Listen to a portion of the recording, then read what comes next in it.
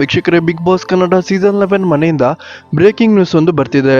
Big boss Kannada season 11 ನ contestant ಆಗಿರುವ ರಜತ್ ಅವರು ಇದೀಗ ಸಂಕಷ್ಟಕ್ಕೆ ಸಿಲುಕಾಕಿಕೊಂಡಿದ್ದಾರೆ ಅಂತಾನೆ ಹೇಳ್ಬಹುದು.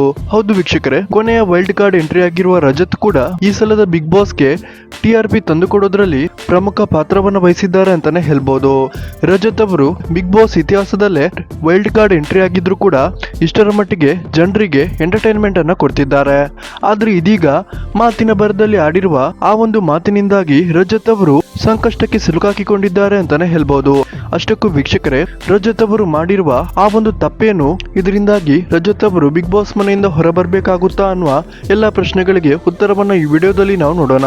ಅದಕ್ಕಿಂತ ಮುಂಚೆ ಯಾರಿಗೆಲ್ಲ ಬಿಗ್ ಬಾಸ್ ಮನೆಯಲ್ಲಿ ರಜತ್ ಇಷ್ಟ, ಈ ವಿಡಿಯೋಗೊಂದು ಲೈಕ್ ಕೊಡಿ ಮತ್ತು ನಿಮ್ಮ ಅನಿಸಿಕೆಯನ್ನ ಕಮೆಂಟ್ ಮಾಡಿ ತಿಳಿಸಿ.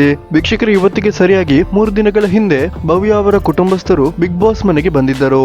ಈ ಸಮಯದಲ್ಲಿ ಭವ್ಯ ಅವರ ಸಹೋದರಿಯನ್ನ ನೋಡಿ ರಜತ್ ಅವರು ತುಂಬಾ ದಿನಗಳ ನಂತರ ಒಂದು ಫಿಗರ್ ಅನ್ನ ನೋಡ್ತಿದ್ದೇನೆ ಅಂತ ಹೇಳ್ತಾರೆ. ರಜತ್ ಅವರ ಈ ಒಂದು ಮಾತು ಇದೀಗ ಮಹಿಳಾ ಸಂಘಟನೆಗಳನ್ನ ಕೆರಳಿಸಿದ್ದು, ಮಹಿಳೆಯರಿಗೆ ಫಿಗರ್ ಅಂತ ಹೇಳಿ ಅಗೌರವ ಕೊಟ್ಟಿದ್ದಾರೆ ಅಂತ ರಜತ್ ಅವರಿಗೆ ನೋಟಿಸ್ ಅನ್ನ ಕೊಡಲು ಕೆಲ ಮಹಿಳಾ ಸಂಘಟನೆಗಳು ನಿರ್ಧಾರವನ್ನ ಮಾಡಿದೆ ಅಂತ ಹೇಳಲಾಗ್ತಿದೆ.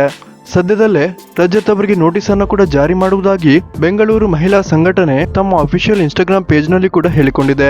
ವೀಕ್ಷಕರೇ, ನಿಮ್ಗೆ ಇದರ ಬಗ್ಗೆ ಏನ್ ಅನಿಸುತ್ತೆ ಅನ್ನೋದನ್ನ ದಯವಿಟ್ಟು ಕಮೆಂಟ್ ಮಾಡಿ ತಿಳಿಸಿ.